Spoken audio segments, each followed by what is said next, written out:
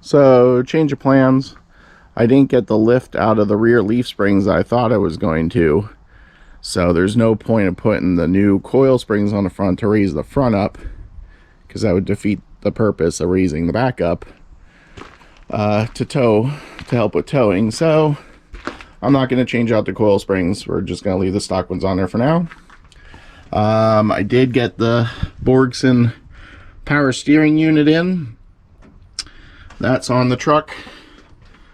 And the only thing I'm missing is I need to order the V-belts and the pitman arm. I didn't realize the pitman arm for the manual steering was smaller. The spline on the shaft there, it's smaller on the manual steering boxes than the power steering boxes. So luckily I found one off eBay. I ordered that. So that as soon as that comes in and the two belts, the power steering's done. So for the most part, the kit wasn't too bad. Went on pretty easy, and hopefully I'm happy with it. So we'll find out when I get the V-belts hooked up and fired up for the first time. So the only other thing worth mentioning when switching from manual steering to power steering, I had to source a new crank pulley. I had a single groove crank pulley on the 413 here in the truck, and that was enough to run the alternator and a water pump. But now, adding the power steering pump, I had to source a dual groove crank pulley, so that it had a groove for the extra pulley belt it needed to run the power steering pump. So other than purchasing the power steering box, the hoses came separate, and the power steering pump, I needed to source that crank pulley. So there's the 4 things needed to convert over from manual steering to power steering. We're doing the same mile per gallon loop that we did with the Neon. Right now she's at what, 190 degrees. I have 195 degree thermostat in the thing. It's colder now, so it leaned itself out a bit, which it's not running too bad. On doing 70 on the freeway, it was running a little bit better, closer to 14. But right now it's 60 miles an hour. She's cruising at 1700 RPM. When we were on the freeway doing 70, it was cruising right around 1900 RPM. It's not bad with the 355 gear in the back and the Chrysler 833 overdrive. It's a nice combination that cruises real nice for the pickup truck on the highway. So I'm going to finish the mile per gallon run and see what we're at.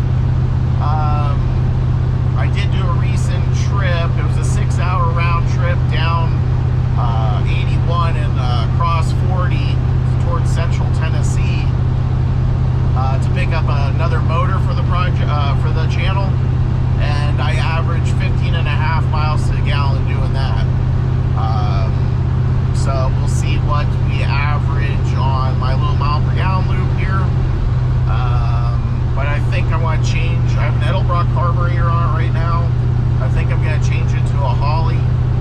It'll give me a little bit more tunability than what the Carter can do. Trying to lean down and squeeze out a little bit more gas mileage out of the thing. So that's to come. That's the next thing to come for that we're going to do on the truck here. So I don't know what happened. I don't know if they switched to winter blend or something, but I just got 12.5 miles to the gallon on our 40 mile loop. So yeah, I don't know if they just switched to winter blend fuel. I mean, the temperature dropped, but yeah, I'm surprised it's that low, because like I said, I took that trip recently out to central Tennessee, or out towards central Tennessee, to pick up an engine for the channel. and I averaged 15.5 miles to the gallon, and I was doing 70 most of the way.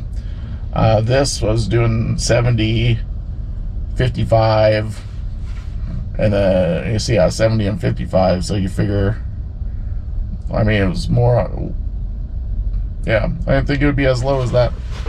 But all right, well, we got our baseline for just like what we've been doing with the Neon, so any upgrades we do, we'll do the same loop, so we know it's the same consistent, you know, it stays consistent, because like I said, I know my average is anywhere from 15.5 to around 14, sometimes lower than that, depends on what I'm doing or where I'm going, but yeah, it varies when we doing other trips, but that's why we do this loop, because then it'll be consistent every time we do something, except for the weather. That's the only thing we can't really change. It got colder, so I'm sure that affects it a little bit. How much, I don't know. But I was a little surprised that I figured I'd see some kind of reduction in fuel economy running the power steering pump, because I mean, it's a little bit more weight on the crankshaft, and then the engine has to turn over a pump, and those pumps produce quite a bit of pressure, so I figured it would have made some difference, but I didn't notice any difference in fuel economy. I didn't even have to rejet the carburetor at all. Yeah, the engine didn't care, so I just was surprised by that fact. So